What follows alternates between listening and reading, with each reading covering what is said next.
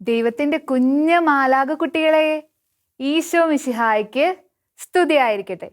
ഇതെന്താ ആർക്കൊരു ഉഷാറില്ലാത്തെ? എന്തു പറ്റി? നമ്മൾ ദൈവത്തെക്കുറിച്ച് കേൾക്കാൻ വേണ്ടിയിട്ടാണ് വന്നിരിക്കുന്നത്. നല്ല ഉഷാറോട് കൂടിയിട്ട് വേണം ഇരിക്കാൻ. അപ്പൊ ഉഷാറ് വരാൻ വേണ്ടിയിട്ട് നമ്മളിപ്പോൾ എന്താ ചെയ്യുക? നമുക്കൊന്ന് പ്രാർത്ഥിച്ചാലോ? പ്രാർത്ഥിക്കാം. ഇത് പറഞ്ഞപ്പോഴാണ് ടീച്ചർക്ക് ഒരു കാര്യം ഓർമ്മ വന്നേ.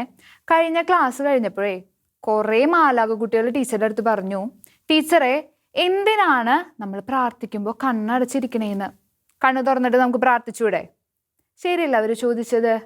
നമ്മൾ എന്തിനാ കണ്ണടയ്ക്കുന്നതെന്ന് അറിയൂ?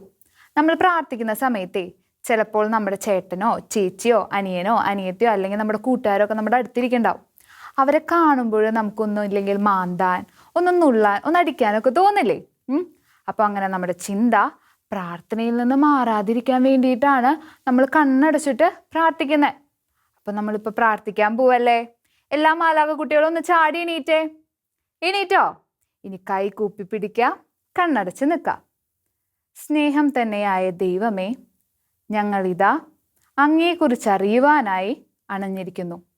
ദൈവമേ, ഞങ്ങൾ കേൾക്കുന്നവയെല്ലാം ഊർജ്ജസ്വലരായി കേൾക്കുവാനും അവ ഞങ്ങളുടെ ഹൃദയത്തിൽ സൂക്ഷിക്കുവാനുമുള്ള അനുഗ്രഹം ഞങ്ങൾക്ക് നൽകണമേ.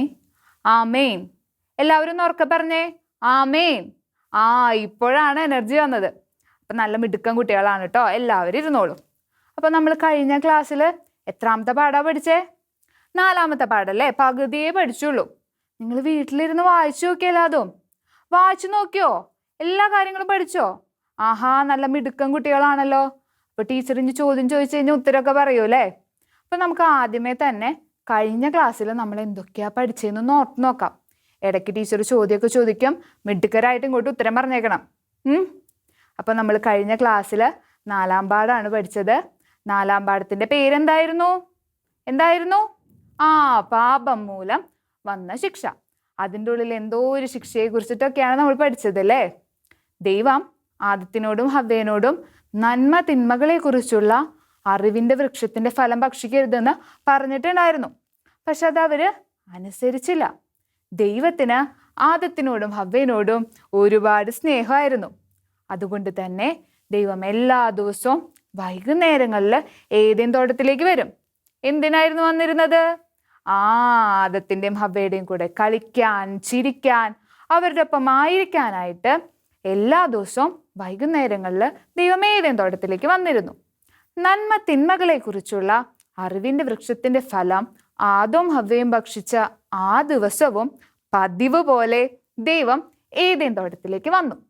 സാധാരണ ദൈവം വന്നുവെന്നറിഞ്ഞാൽ ഹൃദയത്തിൽ ഒരുപാട് സന്തോഷത്തോടെ തുള്ളിച്ചാടി ചെന്നിരുന്ന ആദത്തിനും ഹവ്വയ്ക്കും അന്ന് ദൈവത്തിൻ്റെ കാലൊച്ച കേട്ടപ്പോൾ എന്താ സംഭവിച്ചേ? അവർക്ക് പേടിയായി. അവർക്ക് പേടി വന്നപ്പോൾ അവരെന്ത് ചെയ്തു? തോട്ടത്തിലെ മരങ്ങൾക്കിടയിൽ പോയിട്ട് ഒളിച്ചു അല്ലേ? ഇത് ബൈബിളിൽ ഒരു പുസ്തകത്തിലാണ് പറയുന്നത്. ഏതാ പുസ്തകം എന്ന് ആർക്കാ പറയാൻ പറ്റാ? അവിടുന്ന് ഫെനക്സ് എണീറ്റ് നിൽക്കുന്നുണ്ട്. മോനൊന്ന് പറഞ്ഞേ, ഏത് പുസ്തക? ശരി ഉത്തരാണ് ഫെനക്സ് പറഞ്ഞത്. ഉൽപ്പത്തി പുസ്തകം. ഉൽപ്പത്തിയുടെ പുസ്തകം 3-ാം അധ്യായം 8-ാം വാക്യത്തിലാണ് ഇത് പറയുന്നത്. അപ്പോൾ ദൈവം ആദത്തെയും ഹവ്വയെയും കാണാൻ വേണ്ടി വന്നിരിക്കുകയാണല്ലേ? പക്ഷെ അവരെ കാണാനില്ല. ദൈവത്തിന് സങ്കടമായി. ദൈവം അവരെ അന്വേഷിച്ചിറങ്ങി. ദൈവത്തിന് മനസ്സിലായി ദൈവത്തിൻ്റെ മുൻപിൽ വരുവാനുള്ള ധൈര്യം അവർക്കില്ല. എന്തുകൊണ്ടാണ് ദൈവത്തിൻ്റെ മുൻപിൽ വരുവാനുള്ള ധൈര്യം അവർക്കില്ലാതെ പോയത്?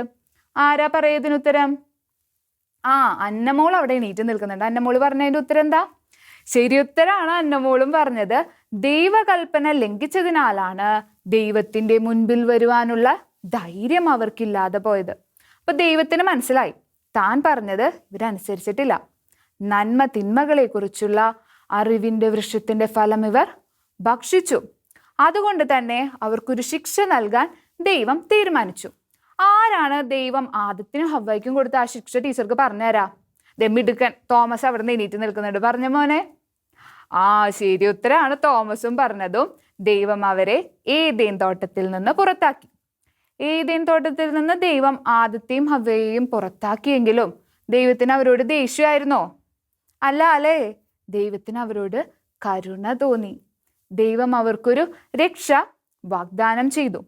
ഇത് മാത്രമാണോ നമ്മൾ കഴിഞ്ഞ ക്ലാസ്സിൽ പഠിച്ചേ? അല്ല അല്ലേ? വേറെ കുറച്ച് കാര്യങ്ങൾ കൂടി നമ്മൾ പഠിച്ചു. എന്താ നമ്മൾ പഠിച്ചേ? ദൈവം നമ്മെയും സ്നേഹിക്കുന്നു, നമ്മൾ പാപം ചെയ്യുമ്പോൾ ദൈവം വേദനിക്കുന്നു എന്നും കൂടി നമ്മൾ പഠിച്ചു. ഒപ്പം ഒരു തീരുമാനം നമ്മൾ എടുത്തിട്ടുണ്ടായിരുന്നല്ലോ, ഓർമ്മയുണ്ടോ അത്? എന്ത് തീരുമാനം നമ്മൾ എടുത്തേ? നമ്മളെ സ്നേഹിക്കുന്ന സ്നേഹനിധിയായ ദൈവത്തെ പാപം ചെയ്ത് ഒരിക്കലും നമ്മൾ വേദനിപ്പിക്കില്ല. അപ്പം മിടുക്കൻ കുട്ടികളാണ് കേട്ടോ, എല്ലാം കൃത്യമായിട്ട് പഠിച്ചിട്ടുണ്ട്, എല്ലാവർക്കും നല്ല ഓർമ്മയുണ്ട്. അപ്പൊ സമയം കളയാതെ നമുക്ക് ഇന്നെന്താ പഠിക്കാനുള്ളതെന്ന് നോക്കാം അല്ലേ? കഴിഞ്ഞ ക്ലാസ്സിൽ ടീച്ചർ പറഞ്ഞു, ദൈവത്തിന് ആദത്തിനോടും ഹവ്വയോടും ഒരുപാട് സ്നേഹമായിരുന്നു. അവരെ കാണാൻ വേണ്ടി എല്ലാ ദിവസവും വൈകുന്നേരങ്ങളിൽ ഏതേം തോട്ടത്തിലേക്ക് വന്നിരുന്നു എന്നൊക്കെ. സാധാരണ ദൈവം വന്നു എന്നറിഞ്ഞാൽ ആദത്തിനും ഹവ്വയ്ക്കും മനസ്സിൻ്റെ ഉള്ളിൽ എന്താ ഉണ്ടാവുക?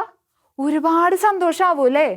എന്നാൽ നന്മ തിന്മകളെ കുറിച്ചുള്ള അറിവിന്റെ വൃക്ഷത്തിന്റെ ഫലം ഭക്ഷിച്ച ആ ദിവസം ദൈവം വന്നു എന്നറിഞ്ഞപ്പോൾ അവർക്ക് സന്തോഷമാണോ ഉണ്ടായത്? ആണോ?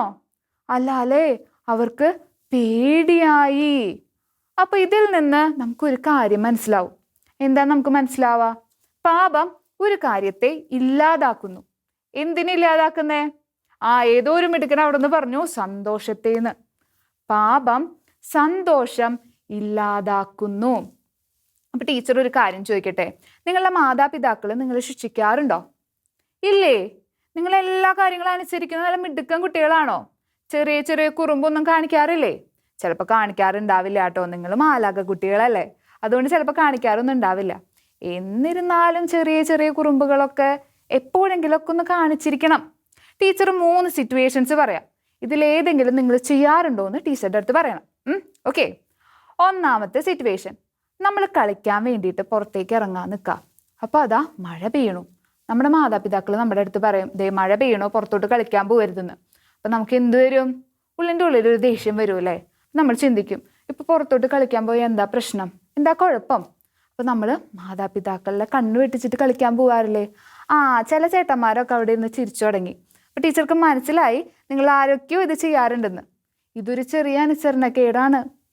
ഇനി രണ്ടാമത്തെ സിറ്റുവേഷൻ പറയാം. നമുക്ക് തീരെ ഇഷ്ടമില്ലാത്ത കാര്യമാണ് എപ്പോഴും പഠിക്കുന്ന ഇങ്ങനെ കേൾക്കുന്നത് അല്ലേ? ഇത് തന്നെയാണ് എപ്പോഴും അപ്പച്ചൻ അല്ലെങ്കിൽ അമ്മച്ചി പറയാം.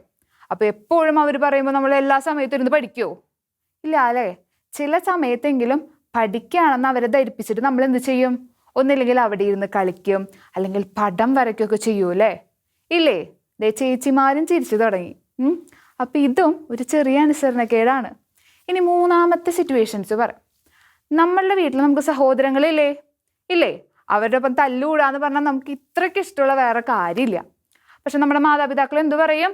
സഹോദരങ്ങളുമായിട്ട് തല്ലുകൂടാൻ പാടില്ല എന്ന് പറയും. നമ്മൾ അനുസരിക്കാറുണ്ടോ? ഇല്ലാലോ. അപ്പൊ ഇതും ചെറിയൊരു അനുസരണക്കേടാണ്. ഇപ്പൊ ഏകദേശം എല്ലാവരും ചിരിച്ചിട്ടുണ്ട്. അപ്പൊ എനിക്ക് മനസ്സിലായി നിങ്ങൾ ഇതൊക്കെ ചെയ്യാറുണ്ടെന്ന്. അപ്പൊ നമ്മൾ ചെറിയ ചെറിയ അനുസരണക്കേടൊക്കെ ചെയ്യാറുണ്ട് അല്ലേ? അപ്പൊ നമ്മളിങ്ങനെ അനുസരണക്കേടൊക്കെ ചെയ്യുമ്പോൾ നമ്മുടെ മാതാപിതാക്കൾക്ക് നമ്മളോട് എന്താ തോന്നാ? ദേഷ്യം തോന്നൂല്ലേ? അപ്പൊ ദേഷ്യം തോന്നുമ്പോൾ അവരെന്ത് ചെയ്യും? ചിലപ്പോൾ തല്ലും, അല്ലെങ്കിൽ ചിലപ്പോൾ ചീത്ത പറയും. അപ്പൊ നമുക്ക് വിഷമമൊക്കെ ആവാറുണ്ടല്ലേ? സാരമില്ല, നമ്മൾ നന്നാവാൻ വേണ്ടിയിട്ടല്ല അവരിത് ചെയ്യുന്നേ. അപ്പൊ ഒരു വട്ടം ദേഷ്യം വന്നാലും എല്ലാ ദിവസവും അവർക്ക് ദേഷ്യമായിരിക്കോ? ഇല്ല അല്ലേ? ഓരോ ദിവസവും എത്രമാത്രം കൂടുതലാണ് അവർ നമ്മളെ സ്നേഹിച്ചുകൊണ്ടിരിക്കുന്നത് അല്ലേ? ഒരുപാട് സ്നേഹം അവര് നമുക്ക് തരുന്നുണ്ടല്ലേ? ഇതുപോലെ തന്നെയാണ് നമ്മുടെ ദൈവവും. നാം തെറ്റ് ചെയ്താൽ ദൈവം നമ്മെ ശിക്ഷിക്കുമെങ്കിലും അവിടുന്ന് നമ്മെ ഒരുപാട് സ്നേഹിക്കുന്നു. അനുസരണക്കേട് കാണിച്ച ആദത്തെയും ഹവ്വയെയും ദൈവം അന്വേഷിച്ചു വന്നു. ഇതുപോലെ ദൈവം നമ്മെയും അന്വേഷിച്ചു വരും. നമ്മൾ മൂന്നാമത്തെ പാഠത്തിൽ പഠിച്ചിട്ടുണ്ട്, പാപം ചെയ്യുമ്പോൾ നമ്മൾ ദൈവത്തിൽ നിന്ന് അകന്നു പോകുന്നു എന്ന്. തെറ്റുകൾ ചെയ്ത് നാം ദൈവത്തിൽ നിന്ന് അകന്നു പോയാലും ദൈവം നമ്മെ അന്വേഷിച്ചു വരും. അപ്പോൾ നമ്മുടെ ദൈവം എങ്ങനത്തെ ദൈവമാ കുഞ്ഞുമക്കളെ? അന്വേഷിച്ചു വരുന്ന ദൈവമാണ്. നമുക്കൊന്ന് ഉറക്കെ പറഞ്ഞാലോ? നല്ല ശക്തിയിൽ പറഞ്ഞാലോ? പറയാം. നമ്മുടെ ദൈവം അന്വേഷിച്ചു വരുന്ന ദൈവമാണ്. അപ്പൊ ഇതോടുകൂടെ നമ്മുടെ 4ാമത്തെ പാഠം ഇവിടെ അവസാനിക്കുക. ഇനി എന്താ നമുക്ക് നോക്കാനുള്ളേ? ടെക്സ്റ്റ് ബുക്കിന്റെ ബാക്കിലുള്ള ആക്ടിവിറ്റീസ് നോക്കണം അല്ലേ? എല്ലാവരും ടെക്സ്റ്റ് ബുക്ക് പിടിച്ചിട്ടല്ലേ ഇരിക്കുന്നേ? ടെക്സ്റ്റ് ബുക്ക് എടുക്കാത്ത മിടുക്കന്മാർ പോയി വേഗം ഓടിപ്പോയിട്ട് എടുത്തിട്ട് വന്നേ. ഓടിപ്പോയിട്ട് എടുത്തിട്ട് വാ. എല്ലാവരും ടെക്സ്റ്റ് ബുക്കുകൾ എടുത്തോ? എന്നാൽ നിങ്ങളുടെ ടെക്സ്റ്റ് ബുക്കിലെ പേജ് നമ്പർ 23 നിറം കൊടുക്കാം പൂരിപ്പിക്കാം എന്ന് പറഞ്ഞിട്ട് ഒരു ബോക്സിന്റെ ഉള്ളിൽ ഒരു ആക്ടിവിറ്റി കണ്ടു അല്ലേ? അവിടെ ഒരു സെന്റൻസ് കൊടുത്തിട്ടുണ്ട്. എന്താ സെന്റൻസ്? നമ്മുടെ ദൈവം അന്വേഷിച്ചു വരുന്ന ദൈവമാണെന്നുള്ള ഒരു സെന്റൻസ് അവിടെ കൊടുത്തിട്ടുണ്ട് അല്ലേ? അതിൻ്റെ ഉള്ളിൽ നമ്മുടെ ദൈവം എന്നുള്ള ഭാഗം കാണാൻ നല്ല ഭംഗിയുണ്ട്. എന്തുകൊണ്ടാ? അത് നിറം കൊടുത്തിട്ടുണ്ട്. അന്വേഷിച്ചു വരുന്ന ദൈവമാണെന്നുള്ള ഭാഗം കാണാൻ അത്ര ഭംഗിയില്ല. അപ്പൊ നിങ്ങൾ എന്ത് ചെയ്യണം? അത് ഭംഗിയുള്ളതാക്കണമെങ്കിൽ എന്ത് ചെയ്യണം? നല്ല കളർ പെൻസിൽസ് ഒക്കെ വെച്ച് അതിനെന്ത് ചെയ്യണം? കളർ കൊടുക്കണം. എല്ലാവരും ഇത് ചെയ്യില്ലേ? എനിക്കറിയാം നിങ്ങളിത് ചെയ്യുന്നത് നിങ്ങൾക്ക് ഇഷ്ടമുള്ള ആക്ടിവിറ്റി അല്ലേ? പക്ഷെ നിങ്ങൾ ടീച്ചേഴ്സിന് അയച്ചു കൊടുക്കേണ്ട ആക്ടിവിറ്റി ഇരിക്കുന്നത് പേജ് നമ്പർ 24 അതിൽ നമുക്ക് കണ്ടെത്താം ഓർമ്മിക്കാം എന്ന് പറഞ്ഞിട്ട് ഒരു ആക്ടിവിറ്റി കണ്ടോ? ഒരു പൂവൊക്കെ പൂവ് കണ്ടു അല്ലേ? ആ പൂവിന്റെ ഇതളുകളൊന്ന് ശ്രദ്ധിച്ചു നോക്കിക്കേ. എന്തോ സെന്റൻസസ് ഒക്കെ അവിടെ കൊടുത്തിട്ടുണ്ട് അല്ലേ? ആ പൂവിന്റെ ഉള്ളിലെ ഒരു ദൈവവചനം ഒളിച്ചിരിപ്പുണ്ട്. ഏത് ദൈവവചനാണെന്നറിയോ? വിശുദ്ധ മത്തായിയുടെ സുവിശേഷം 18-ാം അധ്യായം 14-ാം വാക്യമാണ് അതിൻ്റെ ഉള്ളിൽ ഒളിച്ചിരിക്കുന്നത്. നിങ്ങൾ എന്താ ചെയ്യേണ്ടതെന്നറിയോ? നിങ്ങളുടെ മാതാപിതാക്കളുടെ സഹായത്തോടെ ഈ ദൈവവചനം കണ്ടുപിടിക്കണം. എന്നിട്ട് അതിൻ്റെ സൈഡിൽ കണ്ടോ ഒരു ബോക്സ്? ആ ബോക്സിൽ അത് എഴുതണം. എന്നിട്ട് എന്ത് ചെയ്യണം? അത് ഫോട്ടോ എടുക്കണം. എന്നിട്ട് നിങ്ങളുടെ കാറ്റഗിസം ടീച്ചർക്ക് അയച്ചു കൊടുക്കണം. മിടുക്കരായിട്ട് ചെയ്യണം കേട്ടോ. എനിക്കറിയാം ഇത് നിങ്ങൾ ചെയ്യുമെന്ന്. അതേപോലെ ആ പേജിൽ ഏറ്റവും ലാസ്റ്റ് ഉത്തരം കണ്ടെത്താന്ന് പറഞ്ഞിട്ട് 2 ചോദ്യമുണ്ട്. ഈ 2 ചോദ്യത്തിനുള്ള ഉത്തരങ്ങൾ നിങ്ങൾ കണ്ടുപിടിക്കണം. എളുപ്പമാണ്. ഇപ്പം നമ്മൾ 4ാമത്തെ പാഠം പഠിച്ചു കഴിഞ്ഞില്ലേ? നിങ്ങളാണെങ്കിൽ മിടുക്കരായിട്ടുള്ള കുട്ടികളും സിമ്പിളായിട്ട് നിങ്ങൾക്ക് ആൻസേഴ്സ് കണ്ടുപിടിക്കാൻ പറ്റും. അത് കണ്ടുപിടിച്ചിട്ട് എന്ത് ചെയ്യണം? പഠിക്കണം. പഠിച്ച് നല്ല മിടുക്കൻ കുട്ടികളായിട്ട് ഇരിക്കണം. അപ്പോൾ കുറേ നേരമായിട്ട് നമ്മൾ ക്ലാസ് കേട്ടുകൊണ്ടിരിക്കുകയാണല്ലേ? ഇനി നമുക്കൊരു പാട്ട് പഠിച്ചാലോ? പാട്ട് പഠിക്കാം. നമ്മളെ ടെക്സ്റ്റ് ബുക്കിൻ്റെ ബാക്കിൽ ഒരു 4 വരി പാട്ടുണ്ട്. അത് നമുക്ക് പഠിക്കാം. അപ്പം ആദ്യം ടീച്ചർ പാടിത്തരും. അതിനുശേഷം നമുക്ക് ഒരുമിച്ച് കൈയടിച്ച് പാടാം. പാപിയാം എന്നെ തേടുന്നോനെ, പേർ ചൊല്ലി എന്നെ വിളിപ്പവനെ, അങ്ങല്ലോ എന്നുടെ നല്ല ദൈവം, ദൈവമേ ഞാൻ അങ്ങേ സ്നേഹിക്കുന്നു. കിട്ടിയോ പാട്ട്? കിട്ടിയല്ലേ? എന്നിരുന്നാലേ നിങ്ങൾ ഈ പാട്ട് പഠിച്ചിട്ട് നിങ്ങളുടെ പാരൻസിന് ഇത് കേൾപ്പിച്ചു കൊടുക്കണം. നമുക്കപ്പോൾ നമ്മുടെ ഇന്നത്തെ ക്ലാസ് ഇവിടെ അവസാനിപ്പിച്ചാലോ? പ്രാർത്ഥിച്ചിട്ട് തന്നെ നമുക്ക് അവസാനിപ്പിക്കാം അല്ലേ?